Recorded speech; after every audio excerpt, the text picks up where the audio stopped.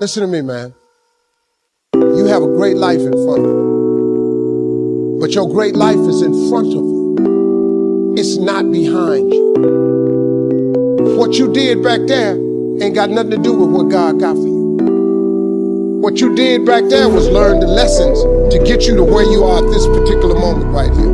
But what God got for you, do you know, man, that you can actually mess your life completely up?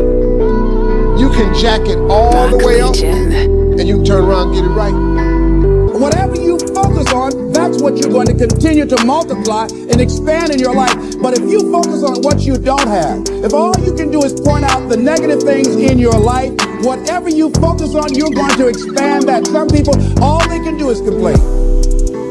We all have had experiences in our lives that if we permit these experiences to do so, we will allow them to weigh us down. If we permit them to do so, they will be luggage that will be dragging through life, holding us down, stifling our potential to give and to contribute in life. If we continue to carry all of these things, we can never be open to the love and the abundance and the opportunity that life has to offer us, because we are so full of what we've got. Purchase your tracks. Do you realize that every day you thought you wasn't gonna make it?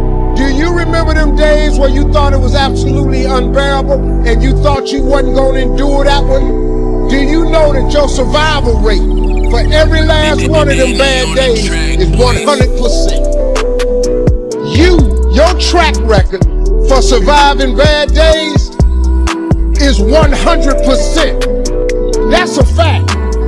All you got to do is start changing the way you think.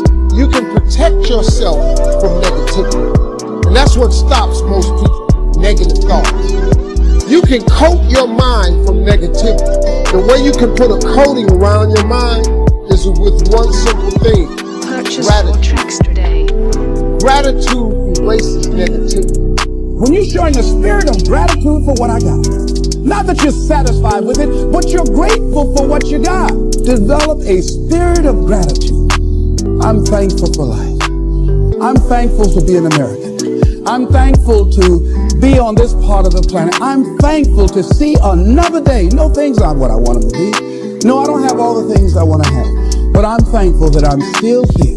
Purchase your I have tracks another today. opportunity, another day to live, another chance to contribute, another chance to make a difference in life. The moment you start feeling abundant and worthy, you are generating wealth. The moment you're empowered and feel it, you're beginning to step towards your success. The moment you start feeling whole, your healing begins. And when you love yourself and you love all of life, you'll create an equal. Now you're causing an effect. I feel very strongly that we can make an incredible difference in life. Phyllis Marx said, giving empowers you because taken to its ultimate, what you are really giving is love. Love is the motivating force behind the infinite supply of universal energy. Love truly makes the world go round. And as with anything circular, it's going, keep coming back. But I always believed that I could do whatever I set my mind to. That's the only credit I will give myself is when other people break and give up and stop, I just don't, right? And it comes down to the story you tell yourself about yourself. Now, if you don't know this quote, live by it. One can have no smaller or greater mastery than mastery over oneself. That's Da Vinci. Da Vinci did amazing things with his life. I wanted to do equally amazing things with mine. And if that's the game that we're playing, if I can construct my belief system, if I can choose at any moment to believe something that's more empowering than I was believing the moment before, and that will actually find its way into my actions, allow me to do things that I couldn't do the moment before, then it's like that moment in The Matrix where Neo realizes he knows Kung Fu. And that's like, as funny as that is, that's how I think about life. To me, the very fundamental purpose of life is to find out how many skills I can acquire that have utility, and then put that utility to the test in service of something greater than myself. How many skills can I acquire that have utility, put that utility to the test in service of something greater than myself? That is, for me, the purpose of life. Now, I don't actually want to know Kung Fu. That is not the mission that I'm here to live. But I knew that I had to identify my mission. So what was going to be my mission? Mother Teresa has an amazing quote. Nobody will act for the many, but people will act for the one.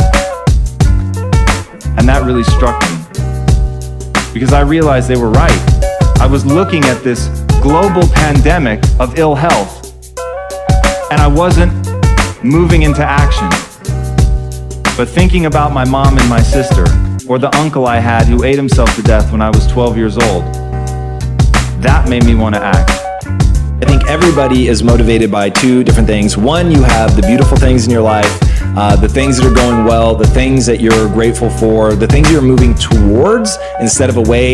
You have a compelling vision of your future. It's something that you're very excited about. All of those things are the beautiful things. Now, the flip side of that equation are the things that, it's people that doubt you, it's haters, it's things you're moving away from, it's fear-based things, it's something that you absolutely refuse to let happen. So one that is incredibly potent to me are the people that want to see me fail. So it's very different than people who just think you're going to fail. I actually don't have a lot of aggression towards people like that, but people that want me to fail, those people I have a lot of aggression for. And I find in very acute moments, the darkness serves you better. In very acute moments. Now, the light, the things you're moving towards, the things that are beautiful, the things that you're grateful for, all of that is the only winning strategy long term, because the darkness becomes corrosive. You start to become bitter. You start to be angry. You stop being optimistic. You stop seeing things in a way that's empowering and positive. And I mean, just thinking about the deep limbic system, when it gets inflamed, you perceive things as negative. I think negativity stops people from making progress. There's a whole host of neurological reasons and sort of mindset reasons why I think that being negative over the long run becomes very, very detrimental and holds you back. But from an acute standpoint, they've done studies on this. If you want someone to be able to endure more pain, the surest way to get people to endure more pain is to let them get angry, let them be aggressive. And in doing that, people are able to withstand, in the clinical trials, I'll say there's probably more than this, but in clinical trials, they're able to withstand 30% more pain. So just straight being able to take more pain, anger and aggression lets you do 30% more. So that's why I think in acute ways, in short-term bursts, that the darkness will serve you. Philosophy, as I taught the last time I was here, philosophy, in my personal opinion, is the major determining factor in how your life works out. Philosophy, the major determining factor in how your life works out. Philosophy. To form our philosophy, you gotta think, you gotta use your mind, you gotta process ideas. This whole process over a lifetime, starting way back here when we were children, schools that we've attended, our parents, our experiences, all this stuff that we've processed by the thinking process helps to develop our philosophy. And in my opinion, each person's personal philosophy is the major factor in how your life works out. Here's what I called it in that last presentation when I was here. It's called the set of the sail. Each person's personal philosophy is like the set of the sail. Now, I used to think it was circumstances that ordered my life.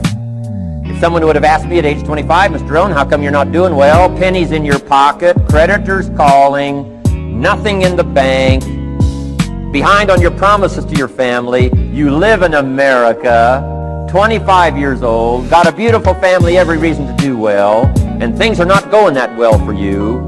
What is wrong here? It would not have occurred to me to blame my philosophy. I mean, it would not have occurred to me. Saying, well, I got this lousy philosophy, and that's how come I got pennies in my pocket and nothing in the bank. Things aren't working well. That would not have occurred to me. I found it much easier to blame the government. Much easier to blame the tax problem. I used to say taxes are too high.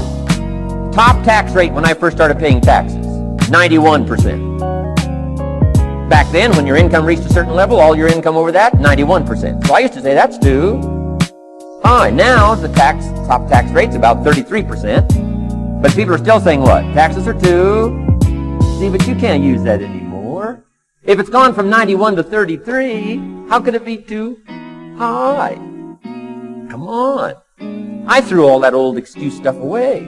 Some people found it, though, and they're using it these days. My old list. I used to blame the traffic, the weather, used to blame circumstances, right?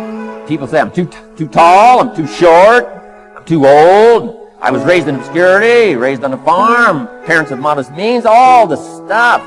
If you were to ask me, how come you find yourself here, Mr. Rohn, age 25, living in America, land of abundance and opportunity, pennies, zero in the bank, not doing well, creditors calling, it would not have occurred to me to blame my philosophy. I found it easier to blame the company policy. I used to say, if this is all they pay, how do they expect you to do well? So I figured that, my future was going to be tied to what everybody else was arranging, the economy and, right, interest rates. I used to say things cost too much. That was my whole explanation, not my philosophy, until my teacher taught me better that this is where the problem was, my own personal philosophy. Here's what's exciting about each person's personal philosophy. That's what makes us different than dogs and animals and birds and cats and spiders and alligators. That's what makes us different than all other life forms. The ability to think, the ability to use your mind, the ability to process ideas, and not just operate by instinct. In the winter, I'm telling you, the goose can only fly south. What if south doesn't look too good? Tough luck. It can only fly south. But see, human beings are not like a goose, can only fly south. I mean, you can turn around, go north, you can go east, you can go west, you can order the entire process of your own life. And we do that by the way we think. We do that by exercising our mind. We do that by processing ideas and come up with a better philosophy, a better strategy for our life, goals for the future, okay? Plans to achieve those goals. All this comes from developing our philosophy. Philosophy helps us to process what's available. Well, when we get here, we got seed, and we got soil, and we got some rain, and we've got some what? Sunshine, and we've got some seasons, and what? The miracle of life. Now, the key is, what do you do with all this stuff? How do you turn all this stuff that's available here into equity and promise and lifestyle and dreams and future possibilities? All of this that's possible now with human beings, how do you take all this stuff and turn it into this equities and values? Well, it starts with philosophy. What is the seed? What is the soil? What is the sunshine? What is the rain? Is it possible to take some of each of all the stuff that's available and turn it into food, and turn it into value, and turn it into nourishment, turn it into something spectacular and unique that no other life form can do? And the answer is yes. But you cannot deal with all this stuff and what to do with it unless you start refining your philosophy. Think, use your mind, come up with ideas, and strengthen your philosophy. So the seed and the soil and the rain and the sunshine, this is called, the economy and the banks and the money and the schools and everything that's available out there, processing information, what to do with all that, and turn it into equity and value. That is the major challenge of life, my personal opinion.